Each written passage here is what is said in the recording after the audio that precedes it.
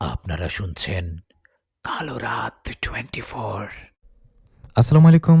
চলে আসলাম সবার অনেক পছন্দের আয়েশাপরীর চমৎকার একটা গল্প নিয়ে। আয়েশাপরীর নাম ভাঙিয়ে আজকাল অনেক চ্যানেলে গল্প বলা হয়, তাই নকল আয়েশাপরীর গল্প শোনা থেকে বিরত থাকুন। আয়েশাপরী ও নিশাতের গল্পের লেখক মোহাম্মদ নিশাত আর কালো রাত 24 মানে এই চ্যানেলে আয়েশাপরীর গল্প প্রচার হয়। প্রিয় লিসেনার, আমি আপনাদের কথা মতো তাড়াতাড়ি আয়েশাপরীর গল্প নিয়ে আসি। আমি আপনাদের কথা রাখি, আপনারা আমার কথা রাখবেন। আপনারা সবাই গল্পটা শেয়ার করে দিন হোয়াটসঅ্যাপে, মেসেঞ্জারে, ফেসবুকে, গ্রুপে, সবখানে। এতে করে অনেকে আমার এই গল্পটা শুনতে পারবে, এই চ্যানেলের বিষয়ে জানতে পারবে। আয়েশাপরীকে নিয়ে এই চ্যানেলে 15 থেকে 16টা গল্প আপলোড করা আছে। সবগুলো গল্প আলাদা আলাদা গল্পগুলো শুনে নেবেন। আমি ভিডিওর ডিসক্রিপশন বক্সে সবগুলো লিঙ্ক দিয়ে দিব। যারা চ্যানেলটি সাবস্ক্রাইব করেনি তারা করে দিন। আমি শুরু করছি আয়েশাপরী ও লাজিয়া পেতনি রহস্যময় গল্প, আর সাথে আছে আমি আপনাদের প্রিয় ইফতি।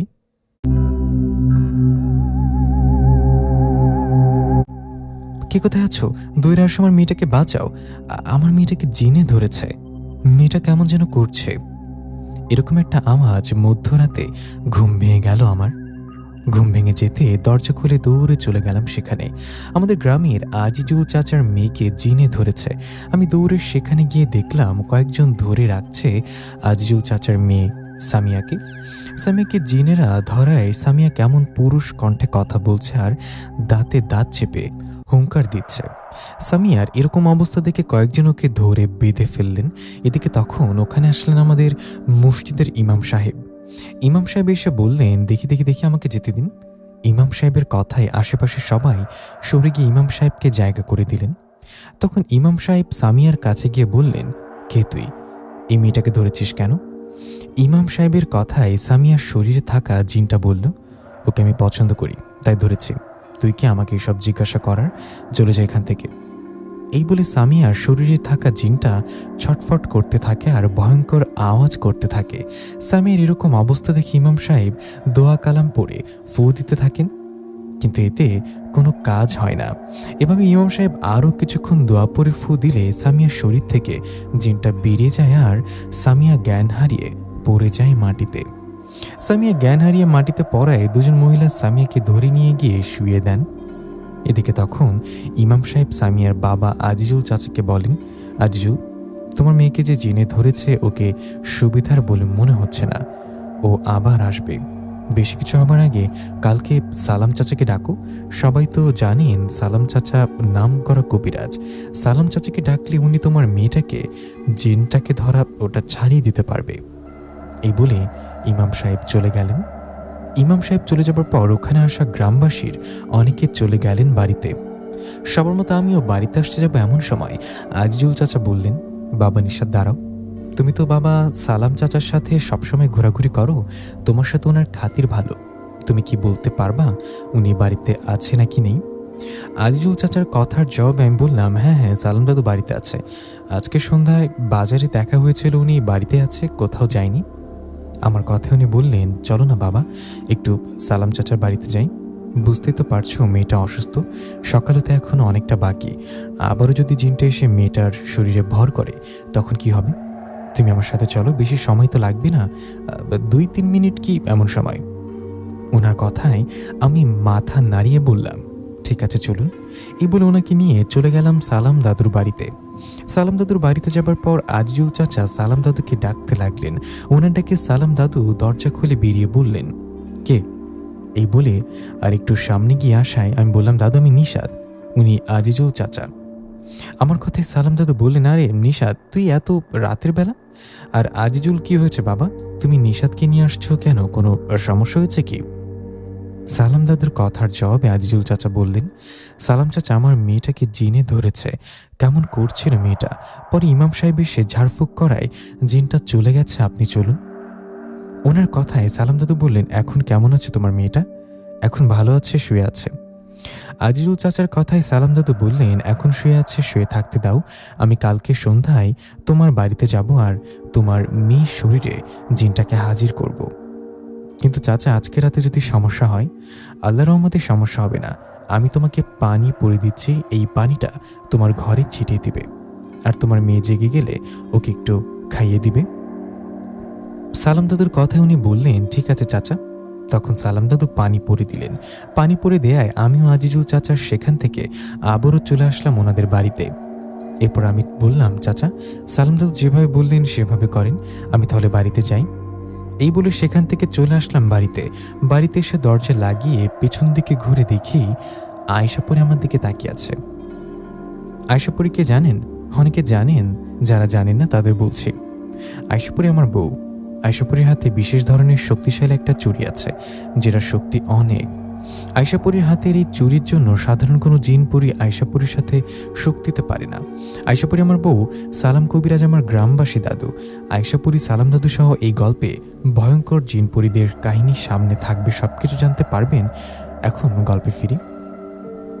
দরজা লাগিয়ে আয়শাকে দেখে বললাম, ওমা এভাবে তাকিয়ে আছো কেন, তুমি ঘুমাওনি? আমার কথা আয়শাপুরী বললেন, ঘুমেছিলাম, হঠাৎ জেগে দেখলাম তুমি নেই।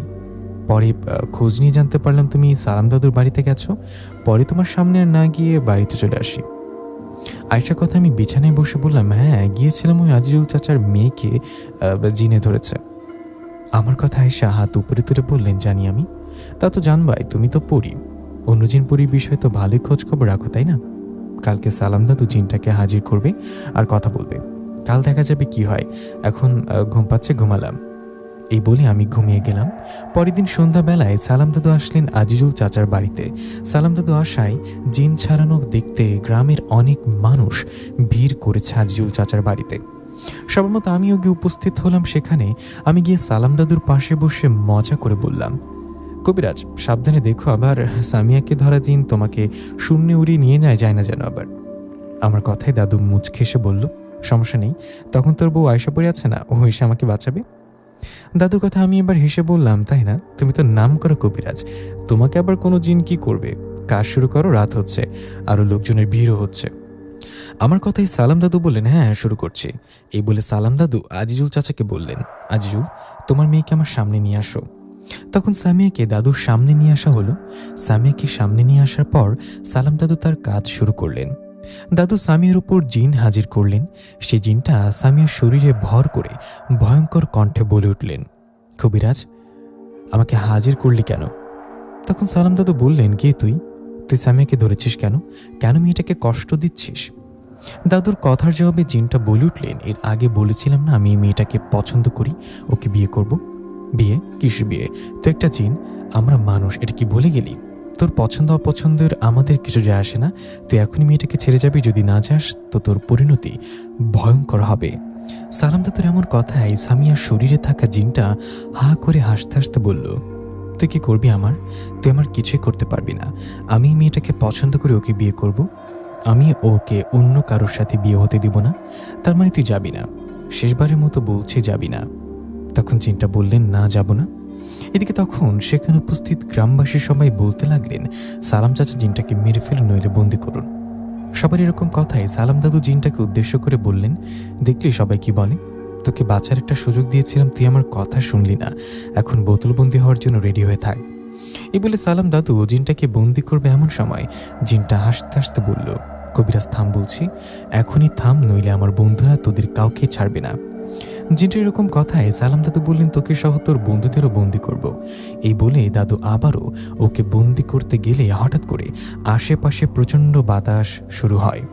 আকাশ পরিষ্কার, ঝড় বৃষ্টি তো আসার কথা না, হঠাৎ করে এরকম বাতাস শুরু হলো কেন?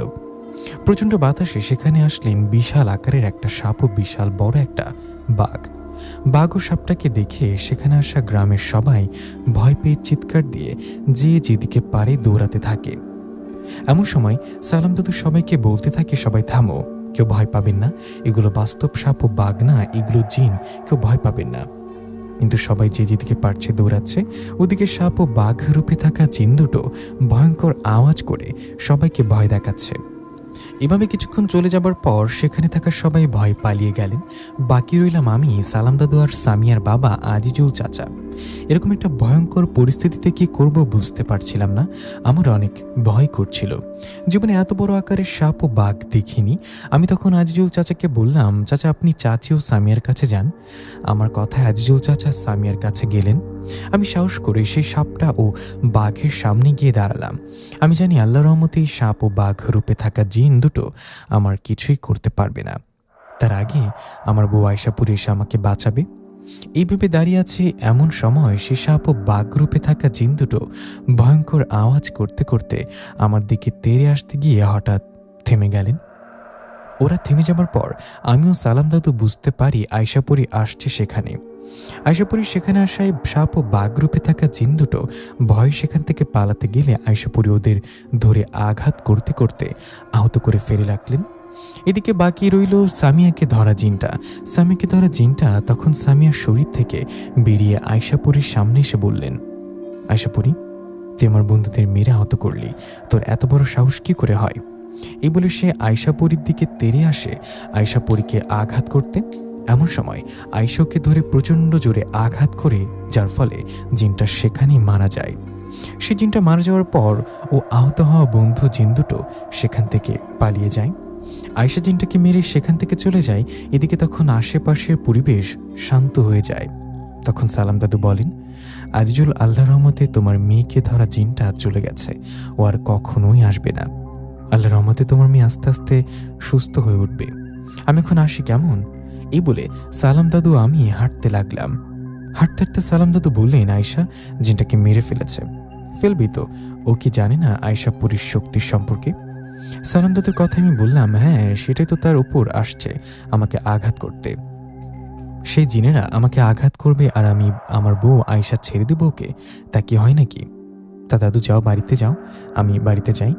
এই বলে আমি আমার বাড়িতে চলে গেলাম। বাড়িতে যাবার পর মা বলল, নিশাত, কোথায় গিয়েছিলি? হাত মুখ ধুয়ে খেতে আয়। মায়ের কথায় হাত মুখ ধুয়ে ঘরে গেলাম খেতে। ঘরে গিয়ে আমার ছেলে ইয়ামিনকে কোলে নিয়ে আয়েশাকে বললাম, চলো মা, খেতে ডাকছে। এই বলে খাবার খেতে গিয়ে সবাই মিলে খাবার খেতে লাগলাম। খাবার সময় বাবা বললেন, বাবা নিশাত, সামনে তো বৃষ্টির সিজন, ভাবছি এখনই দোকানটা ঠিকঠাক করি, কি বলিস? বাবার কথা আমি খাওয়া থামিয়ে বললাম, হ্যাঁ বাবা, আমিও সেটাই ভাবছি। দোকানটা ভেঙে ভালো করে তুলে নিই, সেটাই ভালো হবে। তুমি কালকেই মিস্ত্রির সাথে কথা বলবে।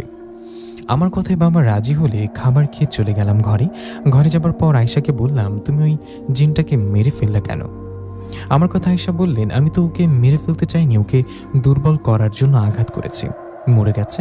তাছাড়াও তোমাকেও আমাকে আঘাত করতে আসলে কি ওকে ছেড়ে দেবো ভাবছ?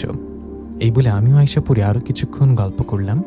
গল্প শেষে ঘুমিয়ে গেলাম আমি ঘুমানোর পর হঠাৎ মধ্যরাতের দিকে আমার ঘুম ভেঙে গেলে একটা অন্যরকম আওয়াজে, ওরকম আওয়াজ পেয়ে ঘুম ভেঙে যেতে দেখলাম আয়শা আমার দিকে তাকিয়ে আছে। আয়শাকে দেখে চোখ দিয়ে ইশারা করে বললাম, কিসের আওয়াজ? তখন আয়শা বলল, বাইরে অনেক জিন ও একটি পেতনি দাঁড়িয়ে আছে। মানে কেন? ওরা কারা? আমার কথা জবাবে আয়শা বলল, আজকে যে জিনটাকে মেরে ফেলেছি ওই জিনটার মা বাবা আসছে তাদের জিনদের নিয়ে। আয়শার কথায় আমি অবাক হয়ে বললাম, কি? আয়শা কি বলো? এই বলে আমি দরজার ফাঁক দিয়ে বাইরে তাকিয়ে দেখে একটা বয়স্ক পরী আর পাশে ছোট্ট আকারের বামন আকৃতির একটা জিন, তাদের পেছনে আরো শত শত জিন। এরকম দৃশ্য দেখে আয়শার দিকে তাকালে আয়শা বললেন, নিশাত, ভয় পেও না, চুপ করে থাকো, দেখি ওরা কি করে। আয়শার কথায় চুপ করে রইলাম।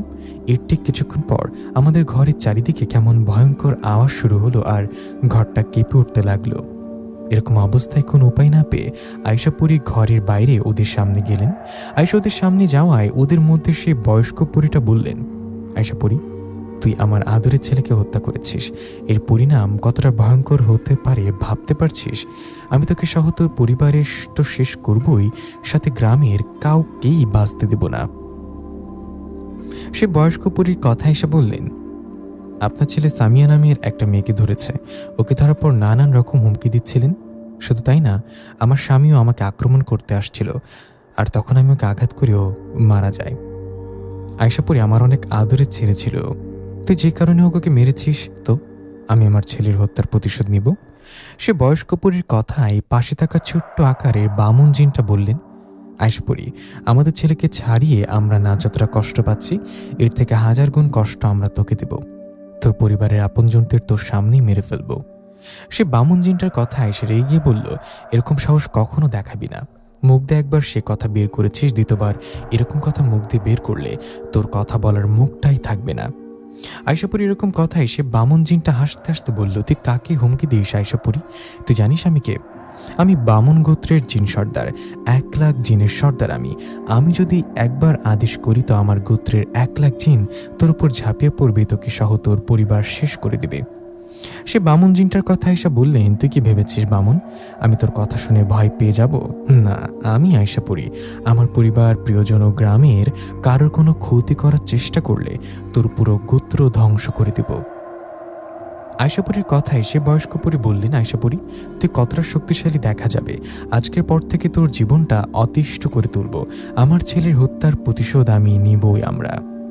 এই বলে চলে গেলেন ওরা চলে যাওয়ার পর আয়শা ঘরে আসে। আমি ভয়ে আয়শাকে বললাম, আয়শা এখন কি হবে? আমার তো অনেক ভয় করছে। আমার কথা আয়শা বললেন, ভয় পেও না নিশাত, আল্লাহর রহমতে আমাদের কিছু হবে না। জীবনে অনেক শক্তিশালী জিনপরির মুখোমুখি হয়েছে আমাকে ওরা ভয় দেখাতে পারবে না। আয়শার কথা আমি ওর দিকে তাকিয়ে বললাম, আয়শা আমি তো ওদের সব কথা শুনলাম, ওদের দেখেছিও আমি। ওখানে 2 রকম জিনপরি দেখলাম কেন? ওখানে থাকা বয়স্ক পরীটা ছাড়া বামন আকৃতির জিন ছিল। ওরা দুজনে কি স্বামী স্ত্রী নাকি? আমার কথা আয়শা বললেন, হ্যাঁ, বামন আকৃতির জিনটা বয়স্ক পরীটার স্বামী। এরকম আসলে হয় খুব কম। বামন জিনেরা তাদের গোত্রে বিয়ে করে, ওদের ক্ষেত্রে হয়তো একটু আলাদা কিছু হয়েছে। সামিয়াকে ধরা জিনটাকে আমি মেরে ফেলায় ওর বাবা মা আমাদের পিছনে লেগেছে। তুমি কাল থেকে একটু সাবধানে চলবা, ভয় পেও না। আমি কালকেই সালাম দাদুর সাথে দেখা করে কথা বলে দেখি কি করা যায়। আয়শার কথা আমি রাজি হয়ে আবারও ঘুমিয়ে পড়লাম। পরের দিন সকালে খাবার খেয়ে মাকে বললাম, মা বাবা কোথায়? বাবা বলছিল না দোকানে ভেঙে আবার নতুন করে করবে, মিস্ত্রির সঙ্গে কথা বলতে বলেছিলাম, বলেছে কি? আমার কথায় মা বললেন, সে ব্যাপারে কথা বলতে গেছে তোর বাবা। ও তাহলে ঠিক আছে। এই বলে আমি চলে গেলাম সালাম দাদুর বাড়িতে। সালাম দাদুর বাড়িতে যাওয়ায় দাদু আমাকে উদ্দেশ্য করে বললেন, কিরে রাতে জিনেদের কেমন দেখলি? কতজন জিন আসছিল? সালাম দাদুর কথায় অবাক হয়ে বললাম, দাদু তুমি জানো কিভাবে? সত্যি অনেক জিন আসছিল, ওদের মধ্যে একজন পরী ছিল। ওদের বিষয়ে কথা বলতেই তো আসলাম। বলো না তুমি কিভাবে জানলে? আমার কথায় সালাম দাদু বললেন, সমস্যা তো তোদের সাথে ঘটেনি, আমার সাথেও ঘটেছে। ওই বামন আকৃতির জিনেরা আমার কাছেও আসছিল আমার ক্ষতি করতে, কিন্তু আমার কিছুই করতে পারিনি। সালাম দাদুর কথা এসে পড়ি ওখানে এসে বলল, গতকাল কিছু করতে পারিনি, সামনে হয়তো পারবে। দাদু আপনি তো কবিরাজ, আপনি নিশ্চয়ই বামন আকৃতির জিনেদের বিষয়ে জানেন। ওরা সহজে কারোর পিছু লাগলে ছাড়ে না। আমি ওদের সন্তানকে মেরে ফেলেছি। ওদের সন্তানকে মারায় ওরা আপনার উপরে যে কোনো সময় আক্রমণ করতে পারে। আয়শা কথায় সালাম দাদু বললেন, হ্যাঁ ঠিক বলেছ, ওরা আমাদের উপর আক্রমণ করার আগে আমাদের কিছু একটা করতে হবে। আমি বড় বাবা জিনকে ডাকি। বড় বাবা জিন তো বয়স্ক জিন, উনি ভালো মন্দ কিছু বলতে পারবে হয়তো। বড় বাবা জিনের বিষয়ে জানেন তো? যারা জানেন না তাদের বলছি। বড় বাবা জিন সালাম দাদুর বাবার বন্ধু ছিলেন। তখন থেকে বড় বাবা জিনের সাথে সালাম দাদুর পরিচয়। সালাম দাদুর কোনো জানার ইচ্ছা হলে বড় বাবা জিনকে ডাকেন আর সাহায্য নেন। তো সালাম দাদু বড় বাবা জিনকে ডাকতে যাবে এমন সময় আয়শাপুরি আমাকে বললেন, নিশাত দ্রুত বাড়িতে যাও, আমাদের ছেলে ইয়ামিনকে বামন জিনেরা ধরে নিয়ে যাচ্ছে। এ বলে আয়শা বাতাসে মিশে গেলেন। আয়শা বাতাসে মিশে যাওয়ার পর আমি দ্রুত চলে গেলাম বাড়িতে গিয়ে মাকে বললাম, মা ইয়ামিন কোথায়? আমার কথায় মা অবাক হয়ে বললেন, ইয়ামিন কোথায় মানে? তুই একটু আগে আমাকে বলে ইয়ামিনকে নিয়ে দোকানে গেলি। মায়ের এমন কথায় আমার মাথায় যেন আকাশ ভেঙে পড়ল। আমি তো ইয়ামিনকে নিয়ে যাইনি, এটা নিশ্চয়ই বামন জিনেদের কাজ। ওরা নিশ্চয়ই আমার রূপ নিয়ে আমার ছেলে ইয়ামিনকে ধরে নিয়ে গেছে। এই বিষয়টা আমি বুঝতে না পারলেও আয়শাপুরি নিশ্চয়ই বুঝতে পারছে। কিন্তু আয়শা কোথায় হতো তখন হঠাৎ করে চলে গেল। আমি এসব চিন্তা করছি, তখন মা বলল, কি রে কি চিন্তা করিস? আর ইয়ামিন কোথায়? তুই ওকে নিয়ে গেলে আবার তুই একে জিজ্ঞাসা করছিস ইয়ামিন কোথায়? মায়ের কথা জবাবে আমি বললাম, না মানে ইয়ামিন আয়েশার কাছে। এ বলে আবারও চলে গেলাম সালাম দাদুর কাছে। সালাম দাদুর কাছে যাবার পর দাদু আমাকে বললেন, নিশা কি হলো, তোর ছেলেকে পাইলি? না দাদু, ইয়ামিন বাড়িতে নেই। ওই বামন জিনেরা আমার রূপ নিয়ে ইয়ামিনকে নিয়ে গেছে। কি বলিস, আয়েশা কোথায়? দাদুর কথা জবাবে আমি আয়েশাকে স্মরণ করাই আয়েশা আসলেন সেখানে। আয়েশাকে দেখে আমি বলে উঠলাম, আয়েশা ইয়ামিনের কোনো খোঁজ পেলে? আমার কথা আয়েশা মন খারাপ করে বললেন, আমি সে বামন জিনে বয়স্ক পরীকে ধরার আগে ওরা ইয়ামিনকে ধরে বন্দি করে রেখেছে। আয়েশা কথায় সালাম দাদু বললেন, আয়েশা ওরা কিন্তু তোমার উপর খুব রেগে আছে। তুমি ওদের ছেলেকে হত্যা করায় ওরা রেগে ইয়ামিনের কোনো ক্ষতি করতে পারে। যা করার এখনই করতে হবে। আমি বড় বাবা জিনকে ডাকি, তুমি ও বড় বাবা জিন এখনই চলে যাও বামন জিন রাজ্যে ইয়ামিনের কাছে। এই বলে সালাম দাদু বড় বাবা জিনকে ডাকায় সেখানে সে হাজির হলেন বড় বাবা জিন। বড় বাবা জিন আসায় সালাম দাদু দিয়ে সব ঘটনা ওনাকে খুলে বললেন। সব শুনে বড় বাবা জিন আয়শাকে বললেন, আয়শা, আমাদের এখনই যেতে হবে তোমার ছেলে ইয়ামিনের কাছে। বড় বাবা জিনের কথায় আয়শা রাজি হলেন, আর তখনই দুজনে চলে গেলেন সেই বামন জিন রাজ্যে। বড় বাবা জিন ও আয়শাপুরী সেই বামন জিন রাজ্যে যাবার পর আয়শাকে দেখে সেই বামন জিন বললেন, আয়শাপুরী, তুই এসেছিস, জানতাম আসবি, তোকে যে আসতেই হবে। তোর কলিজার ধন, তোর ছেলে যে আমাদের কাছে বন্দি। সে বামন জিন সর্দারের কথা আয়শা বললেন, দেখুন সর্দার, ভুলটা আমারই, আমি স্বীকার করছি আমারই ভুল। আমি সেদিন খোঁজ না নিয়ে সামিয়াকে ধরা জিনকে আঘাত করে মেরে ফেলেছি। সাবিনাকে ধরা জিনটা যে আপনাদের ছেলে আমি জানতাম না। আমি ভুল করেছি, সেই জন্য ক্ষমা চাচ্ছি। এর বিনিময়ে আমাকে যা শাস্তি দিবেন দিন, তবুও আমার ছেলেকে কিছু করবেন না। দয়া করে আমার ছেলে ইয়ামিনকে ছেড়ে দিন। আয়েশার কথায় সে জিন সর্দার হাসতে হাসতে বলল, ছেড়ে দেব? ছেড়ে দেবার জন্য তো তোর ছেলে ইয়ামিনকে ধরে আনিনি আয়শাপুরী। তোর ছেলেকে ধরে নিয়ে আসছি তোর সামনে হত্যা করতে। তুই আমাদের ছেলেকে হত্যা করেছিস, আমি তোর সামনে তোর ছেলেকে হত্যা করব। মৃত্যুর প্রতিশোধ হবে মৃত্যু। বামন জিন সর্দারের কথায় বড় বাবা জিন বললেন, দেখুন সর্দার, আয়শাপুরী তো আপনার ছেলেকে মারতে চায়নি, ওকে আঘাত করেছে আর ও মারা গেছে। এটা কিন্তু ইচ্ছে করে মারা নয়, তাই দয়া করে ইয়ামিনকে ছেড়ে দিন। বড় বাবা জিনের কথায় সে বামন জিন সর্দার বললেন, তুই কি আমাকে বোঝানোর? তুই আয়শাপুরীর হয়ে গোলামি করবি না? এই বলে উনি আদেশ করলেন ইয়ামিনকে সামনে নিয়ে আসার। বামন জিন সর্দারের আদেশে ওখানে ইয়ামিনকে নিয়ে আসলে জিন সর্দার বললেন, আয়শাপুরী, এখন দেখ, তোর সামনে তোর ছেলেকে মেরে ফেলবো, নিজের সন্তানের মৃত্যু দেখতে কেমন লাগে দেখ। এই বলে সে বামন জিন সর্দার ইয়ামিনের গলা চেপে ধরলেন, আর তখনই প্রচণ্ড রেগে আয়শাপুরী সেই জিন সর্দারকে ফুটবলের মতো একটা লাথি মারলেন, যার ফলে বামন জিন সর্দার 20-30 হাত দূরে গিয়ে পড়লেন।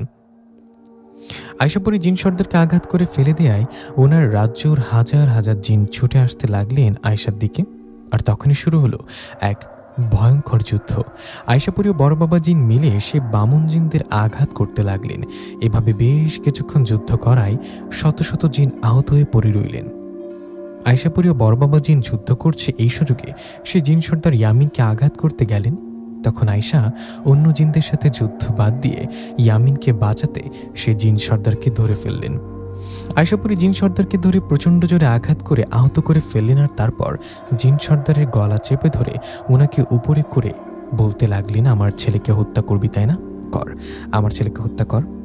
আয়শাপুরীর কথায় সে বামন জিন সর্দার ছটফট করছে, কারণ আয়শাপুরীও গলা চেপে ধরে শূন্য তুলে রাখছে। এরকম অবস্থায় আয়শাপুরী সে বামন জিন সর্দারকে মেরে ফেললেন।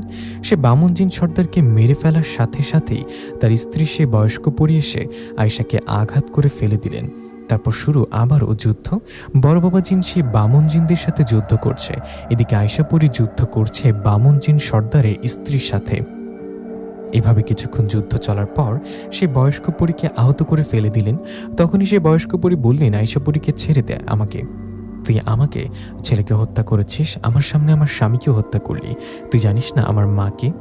আমার চুল পরিমাণ ক্ষতি হলে আমার মা শেষ করে দিবে তোকে। সে পরি কথায় এরকম কথা আয়শাপুরী হাসিতে বললেন, তোর মা কি আমি জানি কে? তোর মা আমাকে শেষ করবে নাকি আমি তোর মাকে শেষ করব সেটা তখন দেখা যাবে। আগে নিজের চিন্তা কর। আমি আমার থেকে আমার স্বামীর সন্তান ও পরিবারকে বেশি ভালোবাসি। তোরা সেই প্রিয়জনের দিকে নজর দিয়েছিস, আমার ছেলেকে হত্যা করতে চেয়েছিস। আমি আয়শাপুরী বেঁচে থাকতে আমার ছেলেকে হত্যা করতে চাইবে, আর আমি চেয়ে দেখবো তা কি করে হয়। এই বলে আয়শাপুরী সে বয়স্ক পরীকে সেখানে মেরে ফেললেন।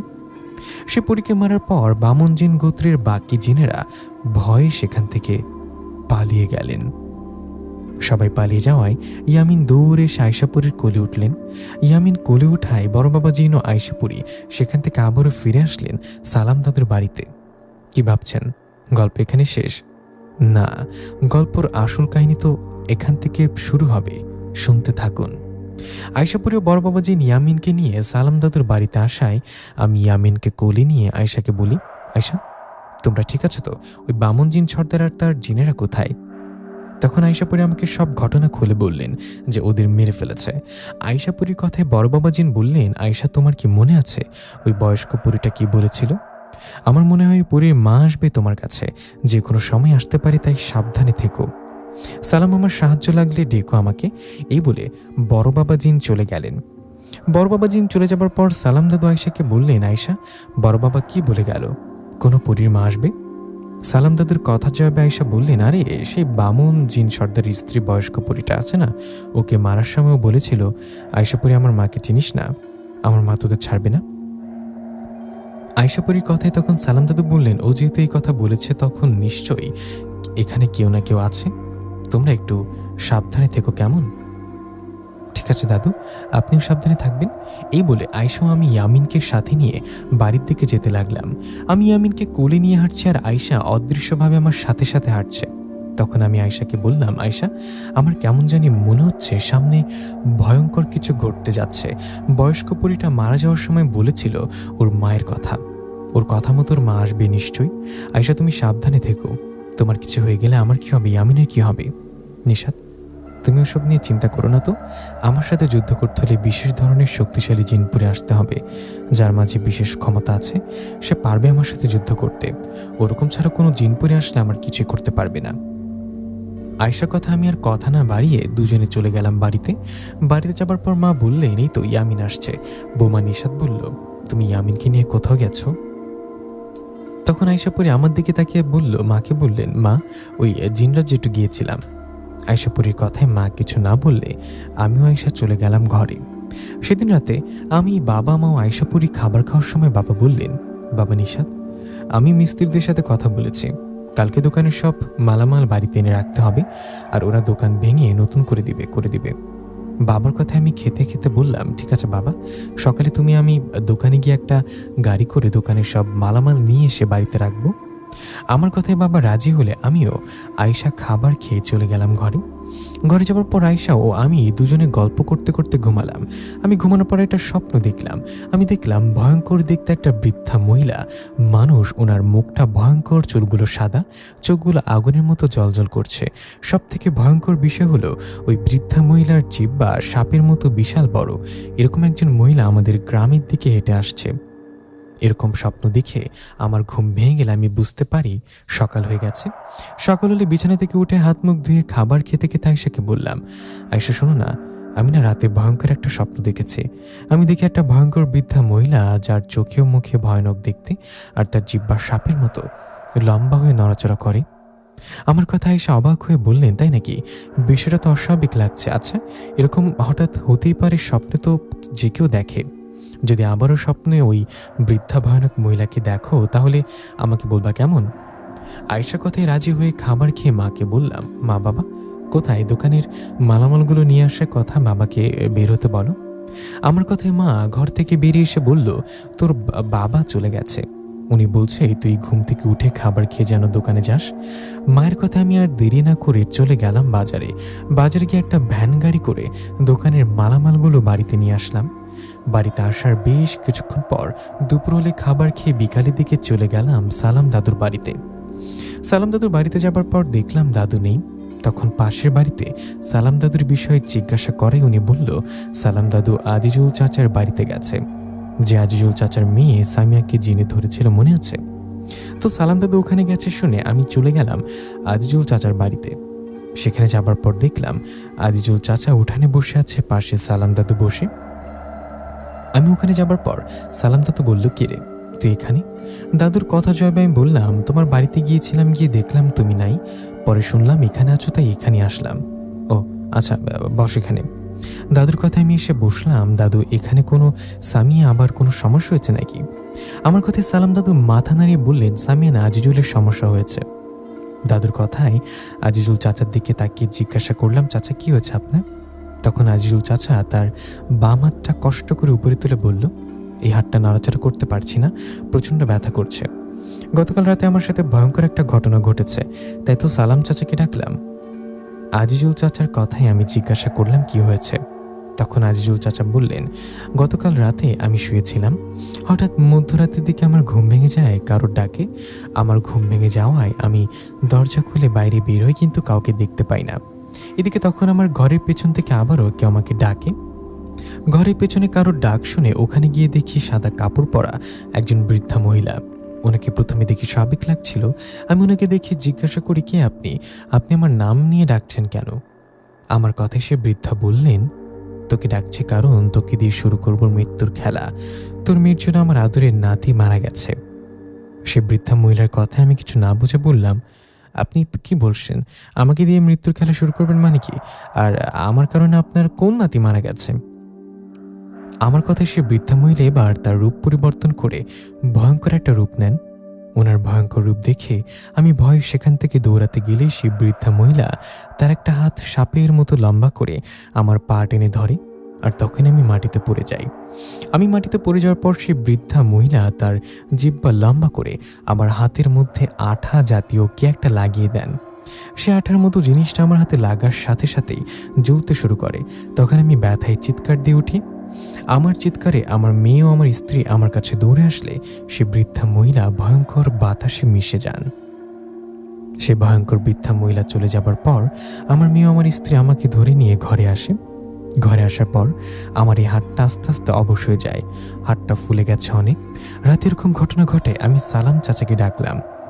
আজিজুল চাচার কথায় আমি যেন আকাশ থেকে পড়লাম।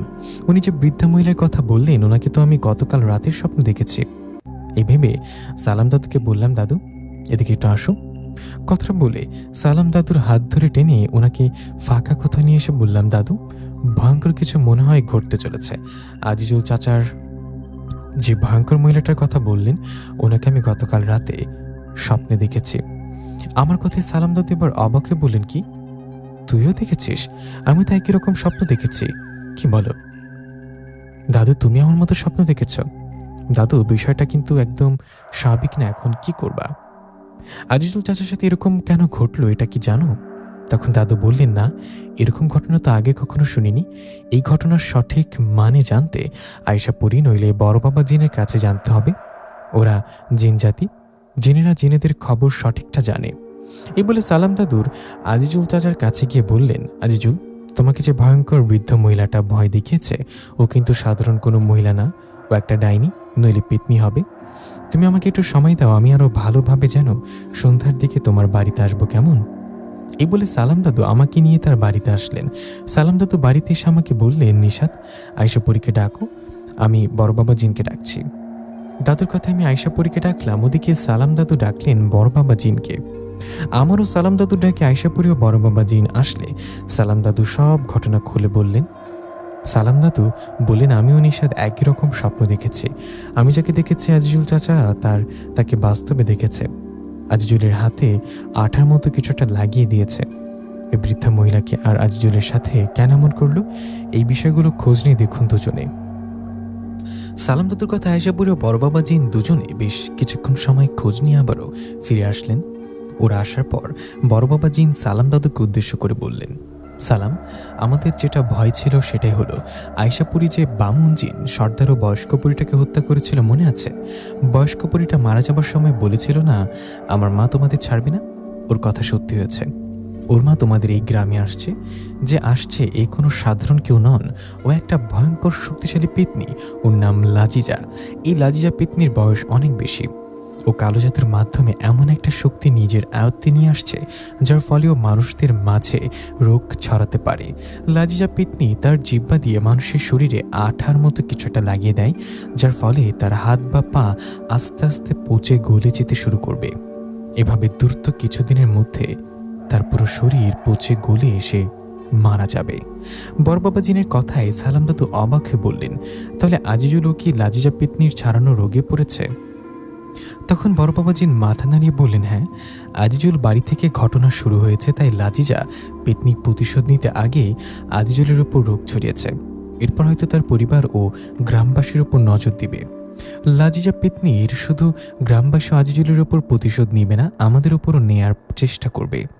লাজিজা পেতনির মেয়ের জামাই ও নাতিকে হত্যা করেছে আয়েশা পরী, তাই আয়েশা পরী সহ ওর পরিবারের সবাইকে বেশি সতর্ক থাকতে হবে। বড় বাবা জিনের কথায় আয়েশা বললেন, আমি জানি সেটা, তাই এখন থেকে নিশাত সহ আমার শ্বশুর শাশুড়ি সবাইকে সাবধান করে দেব। আয়েশা কথায় সালাম দাদু বললেন, বড় বাবা এখন কি করব? আমি আজিজুলকে বলে আসছি আজ সন্ধ্যায় যাব তার বাড়িতে, ওখানে গিয়ে এখন কি করব? লাজিজা পেতনি তো আজিজুলের শরীরে রোগ ছড়িয়ে দিয়েছে, এখন কি তাহলে আজিজুলকে বাঁচবে না? তখন বড় বাবা জিন বললেন, আল্লাহ চাইলে বাঁচবে না, না চাইলেও ওনাকে বাঁচানো যাবে না, কারণ লাজিজা পেতনির যে রোগ ছড়ায় এটার চিকিৎসা আমরা এখানে জানি না।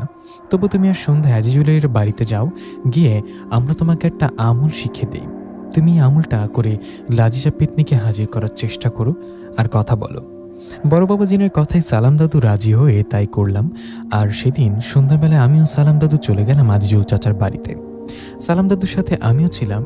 আমিও সালাম দাদু আজিজুল চাচার বাড়িতে গেলাম। ওদিকে অদৃশ্যভাবে আমাদের সাথে গেলেন আয়শাপুরী ও বড় বাবা জিন। ওখানে যাবার পর সালাম দাদু আজিজুল চাচাকে বললেন, আজিজুল, আমাকে একটা ফাঁকা ঘর দাও। তুমি গত রাতে যে ভয়ঙ্কর বৃদ্ধাকে দেখেছো, উনি একটা পেতনি, আমি দেখি সেই পেতনিকে হাজির করতে পারি কিনা। সালাম দাদুর কথায় ওনাকে একটা ফাঁকা ঘর দেয়া হলো। তখন সালাম দাদু আমাকে বললেন, নিশাত, তুই ওদের সাথে আলাদা ঘরে থাক, আমার সাথে আসিস না, কারণ লাজিজা পেতনি আমার ডাকে হাজির হবার পর হঠাৎ আক্রমণ করতে পারে। বুঝতে পারছিস লাজিজা পেতনি কতটা শক্তিশালী। সালাম দাদুর কথায় আমি আজিজুল চাচাদের সাথে অন্য ঘরে গেলাম। ওদিকে তখন ফাঁকা ঘরে সালাম দাদু যাবার পর লাজিজা পেতনিকে হাজির করার চেষ্টা শুরু করলেন। এভাবে বেশ কিছুক্ষণ কেটে গেলেন, কিন্তু এতেও কোনো লাভ হলো না। সালাম দাদুর ডাকে সেই পেতনি হাজির হলেন না। অনেক চেষ্টা করেও পেতনিকে হাজির করতে না পেরে সালাম দাদু সেই ঘর থেকে বেরিয়ে এসে বললেন, আজিজুল, সে পেতনি তো কোনোভাবে হাজির হচ্ছে না, আমাকে আবার কালকে চেষ্টা করতে হবে, আমি আরও ভালোভাবে জেনে নিয়ে কিভাবে পেতনিকে হাজির করা যায়। এই বলে সালাম দাদু আমি বাড়ির দিকে যেতে থাকি। আমরা বাড়ির দিকে যাওয়ার সময় ফাঁকা একটা জায়গায় যাওয়া হঠাৎ আমাদের ঘিরে ধরলেন কালো পোশাক পরা ভয়ানক দেখতে শত শত জিন। শত শত জিন আমাদের ঘিরে ধরায় আমার কাছে আসলেন বড় বাবা জিন ও আয়শাপুরী। আয়শাপুরী ও বড় বাবা জিন আমাদের পেছনে দাঁড়িয়ে আছে। ওদিকে সামনে পেছনে সবখানে ঘিরে রাখছে জিনেরা। এমন সময় সেখানে এসে হাজির হলেন ভয়ঙ্কর সেই লাজিজা পেতনি। লাজিজা পেতনির চেহারা বাস্তবে আমি প্রথম দেখলাম। ওর চোখে মুখ খুব ভয়ানক দেখতে। লাজিজা পেতনি সেখানে এসে আয়শাপুরীকে উদ্দেশ্য করে বললেন, কেমন আছিস আয়শাপুরী? জানি ভালো নেই, তোকে ভালো থাকতেও দিব না। আমার প্রধান শত্রু তুই।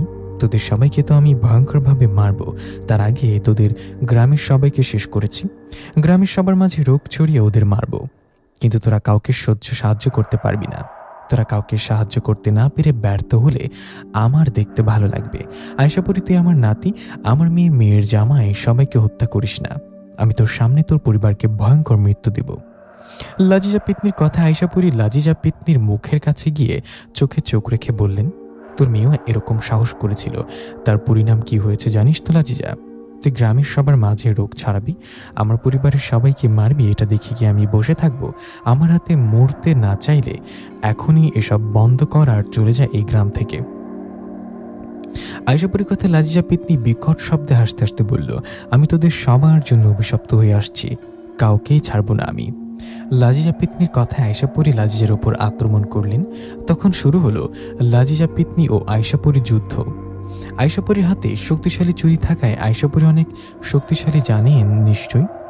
ওদিকে লাজিজা পেতনির শক্তিও কম না, কারণ লাজিজা পেতনি কালো জাদুর মাধ্যমে নিজের শক্তি বাড়িয়েছে। দুজনে যুদ্ধ করছে, একজন আরেকজনকে আঘাত করছে। এভাবে ওদের মাঝে বেশ কিছুক্ষণ যুদ্ধ চলার পর আয়শাপুরী ও লাজিজা পেতনি দুজনেই দুর্বল হয়ে গেলেন। তখন লাজিজা পেতনি বললেন, আয়শাপুরী, আমার সাথে লাগতে আসবি না, আমার যা করার আমি করব। আমি গ্রামের সবাইকে শেষ করব, তোকে সহ তোর পরিবারের সবাইকেও শেষ করব। আজকে পর তুই আমার কাছে বাধা হয়ে দাঁড়ালে গ্রামের মানুষকে ছেড়ে তোর পরিবারের পেছনে আগে লাগবো। এই বলে বাতাসে মিশে গেলেন লাজিজা পেতনি ও তার অনুসারী জিনেরা। ওরা চলে যাবার পর আমি আয়শার কাছে গেলাম আর বললাম, আয়শা, তুমি ঠিক আছো তো? তখন আয়শা আমার হাত ধরে বলল, হ্যাঁ।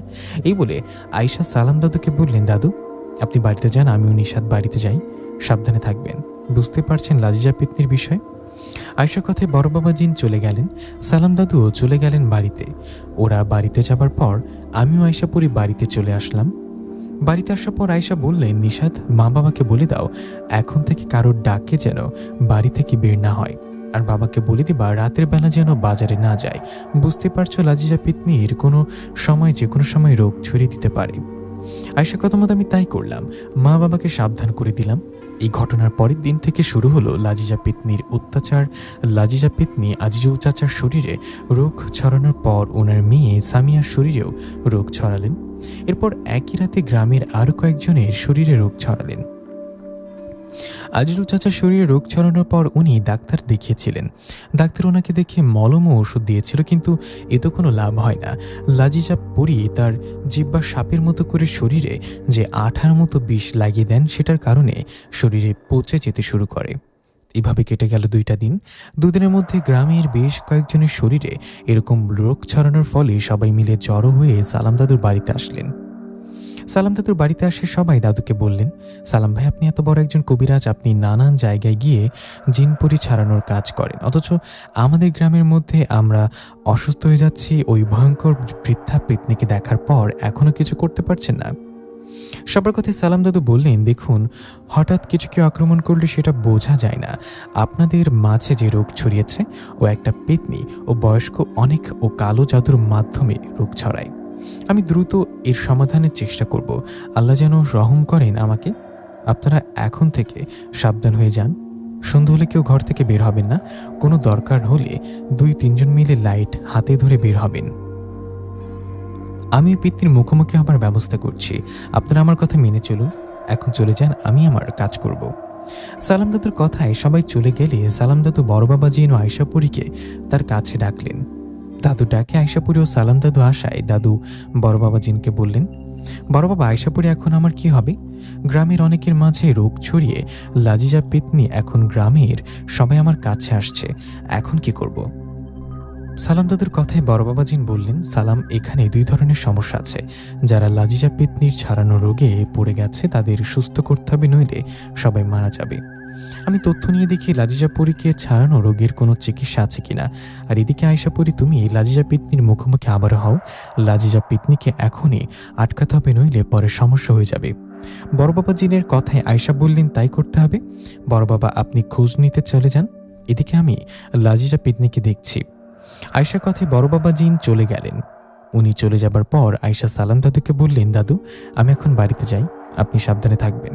আমি আপনাকেই আজকে এই লাজিজা পেতনির মুখোমুখি আবার হব। এই বলে বাড়িতে চলে আসলেন আয়শা পরী। আয়শাকে দেখে আমি বললাম, কোথায় গিয়েছিলাম? আমার কথা আয়শা সব ঘটনা খুলে বললেন। সব শুনে আয়শাকে বললাম, গ্রামের অনেক মানুষ অসুস্থ, সবার মতো আমরাও তো অসুস্থ হতে পারি। আয়শা, গ্রামের সবাইকে সাহায্য করতে হবে। লাজিজা পেতনি আমাদের জন্য আসছে গ্রামে, আমাদের কারণে গ্রামের সবার সাথে সমস্যা হচ্ছে। তখন আয়শা বললেন, ঠিক বলেছ, আমি আজকেই লাজিজা পেতনিকে ধরবো, ওকে আর নতুন করে কারোর মাঝে রোগ ছড়াতে দেব না। আয়শার এরকম কথা একটু ভয় লাগলেও ওকে বললাম, আয়শা, যা করো সাবধানে, তুমি বাড়িতেই থাকো, আমি বাজারে একটু যাচ্ছি, দোকানের কাজ করছে, ওখানে থাকতে হবে। হ্যাঁ, থাকতে হবে, থাকিও, কিন্তু রাত করা যাবে না, বুঝতে পারছো, সন্ধ্যা হবার আগিয়ে চলে আসবা। আয়শার কথা জবাবে মাথা নাড়িয়ে বললাম, হ্যাঁ ঠিক আছে। এই বলে চলে গেলাম বাজারে। বাজারে যাবার পর বাবাকে বললাম, বাবা, তুমি তো অনেকক্ষণ থেকে এখানে, তুমি বাড়িতে যাও, আমি এখনই আছি এখানে। আমার কথায় বাবা বললেন, ঠিক আছে, ভালো মতো দেখে দিস, কোনো জায়গায় সমস্যা হলে মিস্ত্রিকে বলিস, ওরা ঠিকঠাক করে দিবে। এই বলে চলে আসলেন বাড়িতে। বাবা বাড়িতে যাবার পর আমি ওখানে দাঁড়িয়ে দাঁড়িয়ে মিস্ত্রিদের কাজ করা দেখছিলাম। এভাবে ওদের কাজ দেখতে দেখতে কখন যে সন্ধ্যা হয়ে আসছিল খেয়াল করিনি। সন্ধ্যা হওয়ায় মিস্ত্রিগুলো সেদিনের মতো কাজ শেষ করে চলে গেলেন। এদিকে তখন আমি দ্রুত হাঁটতে লাগলাম বাড়ির দিকে। আমি বাড়ির দিকে যাওয়ার সময় অনেক ভয় করছিল, না জানি কখন লাজিজা পেতনি চলে আসে। এসব ভাবছি আর দ্রুত বাড়ির দিকে হাঁটছি। এদিকে তখন আমার ভয়টাকে সত্যি করে সেখানে আসলেন কালো পোশাক পরা 2 জন জিন। সেই জিন 2 জনকে দেখে আমি ভয়ে দাঁড়িয়ে উঠে বললাম, কি আপনারা কে? ওরা তখন ভয়ঙ্কর কণ্ঠে বলে উঠল, আমরা লাজিজা পেতনির অনুগত জিন, আমরা আসছি তোকে ধরে নিয়ে যেতে। সেই জিনদের কথা আমি ভয়ে আয়শাপুরীকে স্মরণ করলাম, আর তখনই সেখানে আসলেন আয়শাপুরী। আয়শাপুরী আসায় সেই জিন 2 জন ভয়ে দ্রুত সেখান থেকে পালিয়ে গেলেন। জিন 2টা চলে যাবার পর আয়শা আমাকে বললেন, তোমাকে না বলেছি সন্ধ্যা হবার আগে বাড়িতে আসবা, আমি না আসলে কি হতো, চলো বাড়িতে চলো। এই বলে আয়শা আমি কথা বলতে বলতে বাড়ির দিকে যেতে লাগলাম। আমি আয়শা কথা বলতে বলতে বাড়ির কাছাকাছি যেতে অবাক হয়ে গেলাম, কারণ বাড়ির কাছে গিয়ে দেখি হাজার হাজার জিন, হাজার হাজার জিনের মাঝে দাঁড়িয়ে লাজিজা পেতনি, আর লাজিজা পেতনির পাশে আমার বাবা, মা, আমার ছেলে ইয়ামিনও দাঁড়িয়ে আছে। আমার ওখানে যাওয়ায় লাজিজা পেতনি আয়শার দিকে তাকিয়ে বলল, আয়শা, পড়ে আসছো? আসো আসো, তোমার অপেক্ষায় তো করছি আমি। শুনলাম তুমি আমাকে খুঁজছো আমার সাথে যুদ্ধ করার জন্য। যুদ্ধ তো একবার করছিলে, তখন যুদ্ধ করে কি মনে হয়নি আমাকে এত সহজে হারাতে পারবে না? তুমি আমাকে খুঁজছিলে যুদ্ধ করতে, তোমাকে আর খুঁজতে হবে না, আমি ইচ্ছা করি তোমার কাছে চলে আসছি। তোমার সাথে যুদ্ধ করার আগে তোমার ছেলে ও তোমার শ্বশুর শাশুড়ির ব্যবস্থা করে নেই। বল ওদের কিরকম মৃত্যু দেখতে চাস? এই বলে বিকট শব্দে হেসে উঠলেন লাজিজা পেতনি। এদিকে লাজিজা পেতনির কথায় আয়শা বলাবলি করলেন, লাজিজা, আমার বাবা ও মা আমার সন্তানের শরীরে একটু আঁচড় পড়লে তোকে ছাড়বো না। তোকে এমনভাবে মারবো যেটা দেখে তোর অনুগত জেনেরাও ভয়ে পালিয়ে যাবে এখান থেকে। আয়েশা কথা লাজিজা রেগে গিয়ে বললেন, দেখ, যা কর, কে কি করতে পারিস কর, আমি এখানে দাঁড়িয়ে আছি। এই বলে লাজিজা পেতনি আমাদের ছেলে ইয়ামিনকে হাত চেপে ধরলেন আর তার জিহ্বাটা সাপের মতো বের করলেন। তখন আয়েশা লাজিজা পেতনির দিকে যেতে গেলে লাজিজা পেতনি বললেন, সাবধান আয়েশা পড়ি, আমার দিকে এগোনোর চেষ্টা করলে তোর ছেলের শরীর আমার জিহ্বা লাগাবো। তুই তো জানিস আমার জিহ্বা লাগলে তোর ছেলের শরীরে রোগ ছড়িয়ে পড়বে, তখন তোর ছেলের শরীর পুষতে শুরু করবে আর কিছুদিনের মধ্যে ও মারা যাবে। যদি ছেলের মৃত্যু না চাস তো ওখানে দাঁড়িয়ে থাক। লাজিজা পেতনির কথায় আয়শা উপায় না পেয়ে সেখানে দাঁড়িয়ে রইলেন। ওদিকে তখন লাজিজা পেতনির মা বাবার দিকে এগিয়ে গেলে তখনই সেখানে আসলেন ফাতেমা পরী। ফাতেমা পরীকে জানেন? যারা জানেন না তাদের বলছি, ফাতেমা পরী হলো আয়শা পরীর মতো শক্তিশালী। আয়শা পরীর হাতে যেমন শক্তিশালী চুড়ি আছে, ফাতেমা পরীর হাতেও সেরকম শক্তিশালী চুড়ি আছে। একদিন ফাতেমা পরীকে সাহায্য করেছিল আয়শা পরী, তখন থেকে ফাতেমা পরী ও আয়শা পরীর পরিচয় আর তাদের মতো বন্ধুত্বের একটা সম্পর্ক তৈরি হয়ে গেছে। তো ফাতেমা পরী সেখানে এসে লাজিজা পেতনিকে আঘাত করে ফেলে দেন। তখন আয়শা পরী দ্রুত গিয়ে ইয়ামিনকে নিয়ে মা বাবার কাছে দেন আর একদিকে দাঁড়াতে বললেন। ওদিকে ফাতেমা পরীর আঘাতে লাজিজা পেতনি পড়ে গিয়ে রেগে তার অনুগত জিনদের আদেশ করলেন যুদ্ধ করার জন্য। লাজিজার কথায় ওর অনুগত জিনেরা ফাতেমা পরী ও আয়শা পরীর সাথে যুদ্ধ করতে লাগলেন। আয়শা পরী ও ফাতেমা পরী জিনেদের সাথে যুদ্ধ করার মাঝে আবার লাজিজা পেতনিকে আঘাত করেন। এভাবে বেশ কিছুক্ষণ যুদ্ধ চলার পর লাজিজা পেতনি রেগে একটা গর্জন করেন আর তার জিহ্বা সাপের মতো করে লম্বা করে আমার পাশের মধ্যে তার আঠার মতো বিষ লাগিয়ে দেন। লাজিজা পেতনির আমার গায়ে এরকম বিষ লাগিয়ে দিয়ে আমি চিৎকার করে উঠি। ওদিকে তখন যুদ্ধ থেমে যায় আর আয়শা দ্রুত আমার কাছে এসে আমাকে জড়িয়ে ধরে লাজিজা পেতনির দিকে তাকিয়ে বলে, সেটা কি করলি? তখন লাজিজা পেতনি হাসতে হাসতে বললেন, তোর স্বামীর মাঝে রোগ ছড়িয়ে দিলাম, বারবার আমার কাজে বাধা দেয়, তাই না আয়শা পরী? আমাকে বারবার আঘাত করবে, আমি তোকে ছেড়ে দেব? তোকে তো ছাড়বো না। তোর স্বামীর মাঝে রোগ ছড়ালাম, এখন বাঁচা, তোর স্বামীকে কিভাবে বাঁচাবি? এই বলে সেখান থেকে দ্রুত চলে গেলেন লাজিজা পেতনি ও তার অনুগত জিনেরা। ওরা চলে যাবার পর আমি চিৎকার করছি, আয়শা আমাকে জড়িয়ে ধরে রাখছে। আমার এরকম দেখে ওদিকে মা বাবা দৌড়ে আমার কাছে এসে বললেন, নিশাত বাবা, কি হয়েছে তোর? মা বাবার কথা আয়শা কান্না ভরা চোখে বললেন, লাজিজা পেতনি ওর মাঝে রোগ ছড়িয়েছে, এখন কি হবে বাবা? বড় বাবা জিন তো খোঁজ নিতে গিয়েছিল এই রোগের চিকিৎসা আছে কিনা, উনি তো এখনো আসলেন না। আয়শা পরীর কথায় তখনই চলে আসলেন সালাম দাদু ও বড় বাবা জিন। বড় বাবা জিনকে দেখে আয়শা বললেন, বড় বাবা, লাজিজা পেতনি আমার স্বামীর উপরে রোগ ছড়িয়েছে, আপনি কি কোনো তথ্য পেয়েছেন এই রোগের কোনো চিকিৎসা আছে কিনা? আয়শার কথায় বড় বাবা জিন মাথা নাড়িয়ে বললেন, হ্যাঁ আমি জানতে পারছি, কিন্তু এই কাজটা খুব কঠিন হবে। বড় বাবা জিনের কথা আয়শা বললেন, কি জানতে পেরেছেন? কিভাবে সবার আগে রোগ ছড়া যাবে বলুন না, আমার খুব টেনশন হচ্ছে। তখন বড় বাবা বললেন, টেনশন করো না, আমি বলছি, আমার কথা খুব মনোযোগ দিয়ে শোনো। তখন বড় বাবা জিন বললেন, আমাদের জিনদের মধ্যে একটা গোত্র আছে, সেই জিন গোত্র একটা মায়াবী জঙ্গল আছে, সে জঙ্গলে জন্ম নেওয়া বিশেষ এক ধরনের মায়াফল, সেই মায়াফল কাটলে রক্তের মতো কিছু একটা বের হয়। সেই ফলে রক্তের মতো জিনিসটা জমজম পানির সাথে মিক্স করে যদি সবার শরীরে লাগানো যায় তাহলে লাজিজা পেতনির ছড়ানো রোগ থেকে আল্লাহর রহমতে ভালো হবে। লাজিজা পেতনির ছড়ানো রোগের চিকিৎসা এটাই ছাড়া আর কোনো উপায় নেই যদি আল্লাহ ভালো না করেন।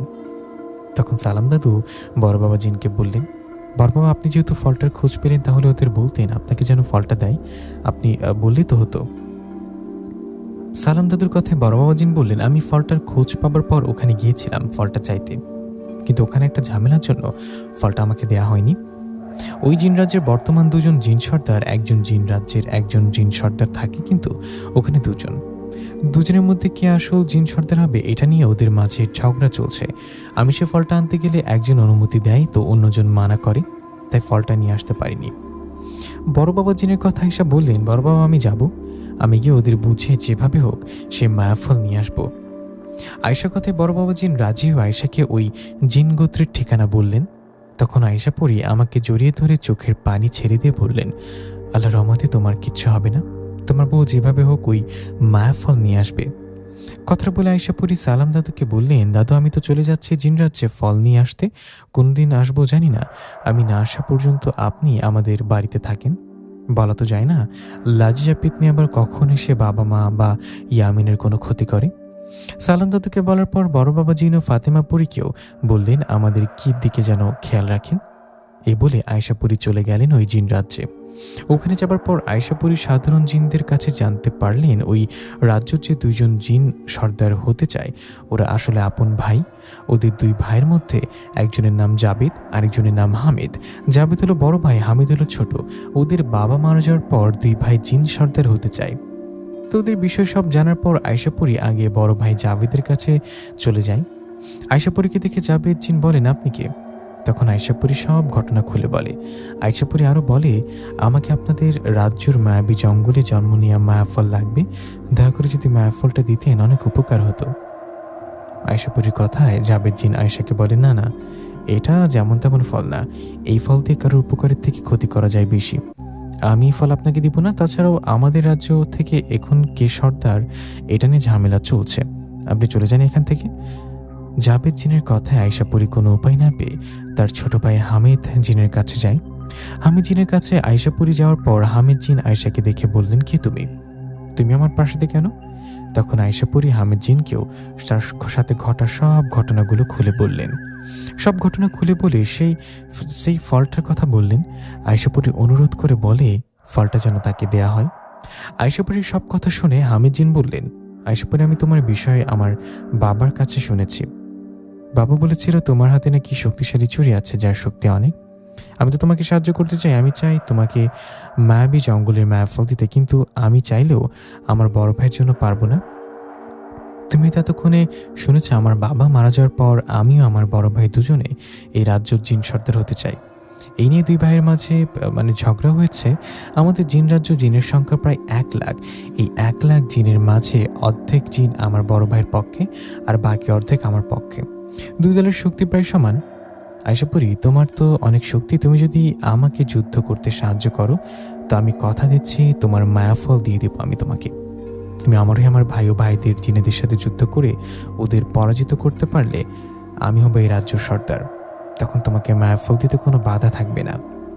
হামিদ জিনের কথায় আয়েশা পরি আমাকেও গ্রামের সবাইকে বাঁচাতে ওর কথায় রাজি হয়ে গেলেন। তখন হামিদ জিন খুশি হয়ে আয়েশাকে বললেন, ঠিক আছে, তাহলে তুমি আজকে রাতটা আমার এখানে থাকো, কালকে তোমাকে সহ আমার সকল জিনদের নিয়ে যুদ্ধে ঝাঁপিয়ে পড়ব। হামিদ জিনের কথা আয়েশা পরি ওখানে থাকেন সেই রাতটা। এদিকে লজিজার পিতনির ছাড়ানো রোগে আক্রান্ত হয়ে আমার অবস্থা খারাপ। আমার পা থেকে শরীর ছড়িয়ে পড়েছে, পুরো শরীরে ব্যথা, এক পাও এক হাত নড়াচড়া করতে পারছে না। শুধু আমি না, লাজিজার পিতনির ছাড়ানো রোগে আক্রান্ত সকলের অবস্থা খুবই খুবই খারাপ। লাজিজা পিতনি প্রথমে আজিজুল চাচা ও তার মেয়ের উপর রোগ ছড়িয়েছিল, ওদের মধ্যে আজিজুল চাচা বেছে নেই, সে মারা গেছে। আজিজুল চাচা মারা যাওয়ায় ভয় সবার অবস্থা খারাপ, শরীরে মাংস পচে যাওয়ার অনেকেই ডাক্তারের চিকিৎসা নিয়েছেন, কিন্তু এতে কোনো লাভ হয়নি। আয়েশা পরি জিন রাজ্যে এদিকে সেদিকে ছুটে ছুটে সুযোগ খুঁজে লাজিজা পিতনির সুযোগের অপেক্ষায় থাকেন আমার বাবা মা আমার ছেলে ইয়ামিনের ক্ষতি করতে। সালাম দাদু, ফাতেমা পরি ও বড় বাবা জিনের জন্য তা করতে পারে না। আমরা সবাই আয়েশা পরি অপেক্ষা করতে থাকি। ওদিকে রাত পেরিয়ে সকাল হয়। সকাল হলে হামিদ জিন তার সৈন্য রেডি করে আয়েশাকে নিয়ে যায় তার ভাই জাবেদ জিনের কাছে। জাবেদ জিনের কাছে সৈন্য সকল জিনদের নিয়ে যাবার পর জাবেদ জিন তার ছোট ভাই হামিদকে বলেন, হামিদ, তুই এর আগেও আমার সাথে যুদ্ধ করেছিস, তুই ভালো করে জানিস আমার সাথে যুদ্ধে পারবি না, আমি হব এই রাজ্যের জিন সর্দার। বড় ভাই জাবেদ জিনের কথায় হামিদ জিন বলেন, বড় ভাই তুমি হয়তো জানো না আমার সাথে এখন কে আছে। আমার সাথে আছে আয়েশা পরি। আমি আয়েশা পরিকে মায়াফল দেব, বিনিময়ে আয়েশা পরি আমার হয়ে তোমার ও তোমার সৈন্যদের সাথে যুদ্ধ করবে। হামিদ জিনের কথায় জাবেদ জিন আয়েশার দিকে তাকিয়ে বলল, আয়েশা পরি তুমি এখান থেকে চলে যাও, আমার ভাইয়ের মাঝখানে এসো না, তুমি চলে না গেলে আমার ভাইয়ের সাথে তোমার অবস্থাও খারাপ করব। জাবেদ জিনের কথা আয়েশা পরি বলেন, আমি আপনাকে অনুরোধ করলাম আমাকে মায়াফল দিতে, আমার স্বামী সহ গ্রামের সবাই রেগে আক্রান্ত, কিন্তু আপনি ফলটা দিতে রাজি হলেন না। আমাদের সবাই খুব খারাপ একটা রোগে আক্রান্ত হয়েছে। তবু আপনি ফলটা দিতে রাজি না হলেও আপনার ভাই আমাকে ফলটা দিতে রাজি ঠিকই হয়েছে। আমার যেভাবে হোক ফলটা চাই, এর বিনিময়ে আপনার সাথে যুদ্ধ করতে হলেও। আয়শাপুরীর কথায় জাবেদ জিন রেগে যায়। রেগে গিয়ে তার সৈন্য জিনদেরকে বলে আয়শাপুরী ও হামিদ জিনের সাথে যুদ্ধ করতে। জাবেদ জিনের কথায় জিন তার আয়শাপুরীর দিকে তেড়ে আসে। এদিকে তখন হামিদ জিন তার সৈন্যদের হুকুম করার আগে আয়শাপুরী হামিদ জিনকে বলে, কাউকে লাগবে না, আমি একাই পারবো আপনার ভাই জাবেদ ও তার জিনদের সাথে যুদ্ধ করতে। এ বলে আয়শাপুরী যুদ্ধ করতে থাকে, আর মুহূর্তেই জাবেদ জিনের সৈন্য জিনদের আহত করতে থাকে। আয়শাপুরী একাই ওরা শত শত হাজার হাজার, তবুও আয়শাপুরীর সাথে যুদ্ধে তারা কেউ পারছে না।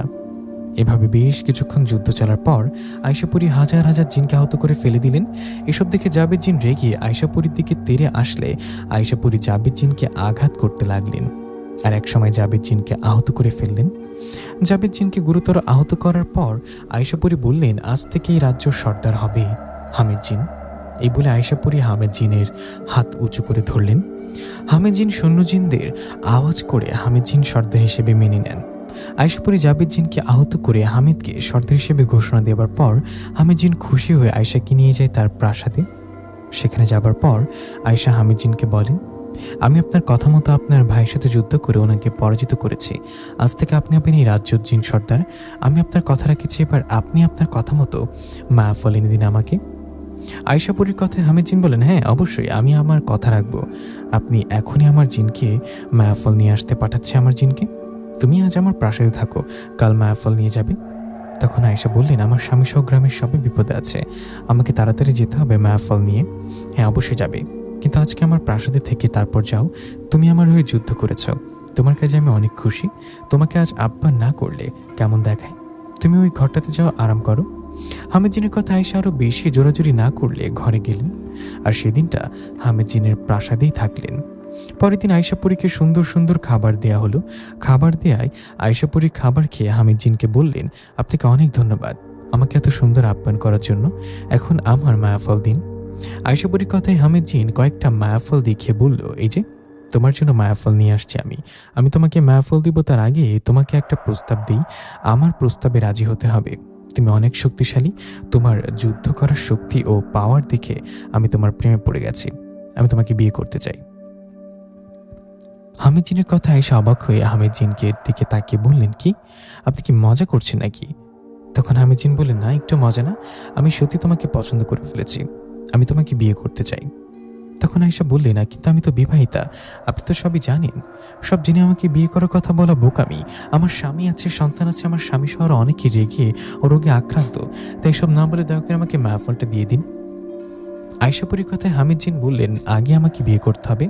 তোমার মতো শক্তিশালী পরী হলে আমার রাজ্য ভালো থাকবে, আমিও মাথা তুলে রাজ্য শাসন করতে পারবো। তুমি যাকে বিয়ে করেছো সে তো একটা মানুষ, পরী হয়ে মানুষের সাথে সংসার করবে কেন? তুমি সংসার করবে আমার সাথে। হামিদ জিনের এসব কথা শুনে আয়েশা এবার কান্না ভরা চোখে অনুরোধ করতে লাগলেন হামিদ জিনকে। কিন্তু হামিদ জিন বললেন, না, আমার একটাই কথা, আমাকে বিয়ে করো, আমি তোমাকে মায়াফল দিব, যত লাগে তা লাগে সবই পাবে। ওর এরকম কথা আয়েশা এবার কান্না করতে করতে বললেন, আমার স্বামীকে বাঁচাতে হবে, দয়া করে এমনটা করবেন না। আমি আপনার হয়ে আপনার ভাইয়ের সাথে যুদ্ধ করলাম, এর বিনিময়ে আমাকে মায়াফল দিতে চাইছেন, আমি আপনার কথা রাখবো, দয়া করে আমাকে ফলটা দিয়ে দিন। কিন্তু না, আয়শাপুরীর কান্নাতেও হামিদের জিনের মন গলে না। হামিদ জিন বলে, আমাকে বিয়ে করো, তাহলে সব পাবে। এই বলে সামনে এগিয়ে এসে আয়শাপুরীর হাত ধরায় সাথে সাথে আয়শাপুরী হামিদ জিনকে লাথি মেরে ফেলে দিলেন। আয়শাপুরীর আঘাতে হামিদ জিন রেখে তার জিনদের আদেশ করলেন আয়শাপুরীকে ধরে যেন বন্দি করা হয়। হামিদ জিনের আদেশে ওনার শূন্য জিনেরা আয়শাপুরীকে ধরতে আসলে আয়েশা ওদের সবাইকে আঘাত করে ফেলে দেন। তখন হামিদ জিন আরও অনেক শক্তিশালী জিনদের আদেশ করেন। হামিদ জিনের আদেশে শত শত জিন আসলে সবাইকে মুহূর্তে আহত করে ফেললেন আয়শাপুরী। তখন হামিদ জিন আয়েশার দিকে তেড়ে আসলে আয়শাপুরী হামিদ জিনকে অনেক আঘাত করে ওখানেই আহত করে ফেলে রাখেন। আয়েশা হামিদ জিনকে আহত করে মায়াফল হাতে নিয়ে বললেন, কাউকে কথা দিলে সে কথা রাখতে হয়, তার দুর্বল দিক জানার পর সুযোগ খুঁজতে হয় না। আপনাকে ভালো করে অনুরোধ করে বললাম, মায়াফল দিলেন না, এখন আমাকে বিয়ে করার শখ মিটে গেছে তাই না? মায়াফলগুলো দেওয়ার কারণে মেরে ফেললাম না, এবারের মতো বেঁচে গেলেন। এই বলে মায়াফলগুলো নিয়ে আয়শাপুরী চলে আসলেন বাড়িতে। আয়শা বাড়িতে আসার সবাই বললেন, ওই তো আয়শা ফিরে আসছে। তখন আয়শা সোজা আমার ঘরে এসে আমার পাশে বসে আমার হাত ধরে বললেন, নিশাত, আমি আসছি, আল্লাহর রহমতে মায়াফল নিয়ে আসছি, আল্লাহ চাইলে তুমিও গ্রামবাসী এখন সুস্থ হবা। আয়শাপুরীর কথায় সালাম দাদু বললেন, আয়শা, তুমি মায়াফল নিয়ে আসছো দেখে খুশি হলাম। আমাদের আর দেরি করা ঠিক হবে না। আমার কাছে জমজমের পানি আছে, তুমি এই ফলগুলো কাটো, ওগুলো কেটে ওখান থেকে বেরোনো রক্তর মতো জিনিসটা আমার কাছে থাকা জমজমের পানির সাথে মিশিয়ে নিশাতের শরীরে দাও, আর বাকি ফলগুলো আমাকে দাও, আমি এখনই গ্রামের আক্রান্ত হওয়া সবার শরীরে লাগিয়ে দেই। সালাম দাদুর কথা আয়েশা তাই করলেন। বিসমিল্লা বলে সে মায়াফল কেটে ওখান থেকে বেরোনো রক্তের মতো জিনিসটা জমজমের পানি দিয়ে মিশিয়ে আমার শরীরে লাগিয়ে দিলেন। এরপর বাকি ফলগুলো নিয়ে গিয়ে গ্রামের আক্রান্ত হওয়া সবার শরীরে লাগিয়ে দিলেন। ওগুলো সবার শরীরে লাগিয়ে দেওয়ার পরের দিন সালাম দাদু, আয়শাপুরী, বড় বাবা জিন ও ফাতেমাপুরী সবাই আবার একসাথে হন। সবাই একসাথে হয়ে সেদিন রাতে লাজিজা পেতনিকে ধরার প্ল্যান করেন। লাজিজা পেতনিকে ধরার প্ল্যান করে আয়শাও সবাই ধরতে যাবে। এমন সময় লাজিজা পেতনি তার অনুগত হাজার হাজার জিনকে নিয়ে ওখানে আসে। লাজিজা পেতনি আয়শাকে উদ্দেশ্য করে বলেন, আয়শাপুরী, শেষমেশ আমার ছড়ানো রোগের চিকিৎসা খুঁজে বের করলি, আমার ছড়ানো রোগ থেকে সবাইকে মুক্ত করলি, তোর চিকিৎসা হয়তো ওরা সুস্থ হবে, কিন্তু তোর কি হবে? আজ আমি আমার অনুগত জিন ছাড়া আমার বন্ধু কয়েকজন শক্তিশালী জিনকে ডেকেছি, আজ তুই সহ সবাইকে এখানেই মেরে ফেলবো।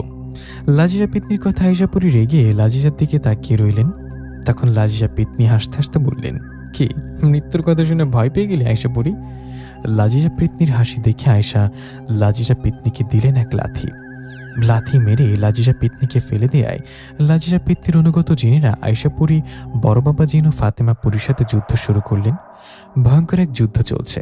আয়শাপুরী, ফাতেমাপুরী, বড় বাবা জিন লাজিজা পেতনির অনুগত জিনদের আঘাত করতে করতে মেরে ফেলেছে। এভাবে অনেকক্ষণ চলে যাবার পর লাজিজা পেতনির অনুগত জিনের সংখ্যা কমে আসলে আয়শাপুরী গিয়ে লাজিজা পেতনিকে ধরেন আর আঘাত করতে থাকেন।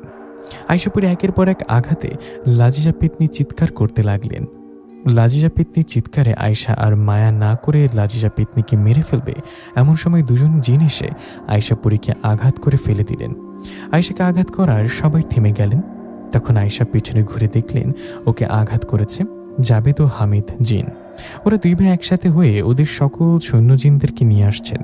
ওরা এসে আয়শাপুরীকে বললেন, আয়শাপুরী, তুমি আমাদের দুই ভাইকে আঘাত করে আহত করেছ, নিজেকে কি ভাবো আমাদের দুই ভাই আঘাত করবা আর আমরা বসে থাকব?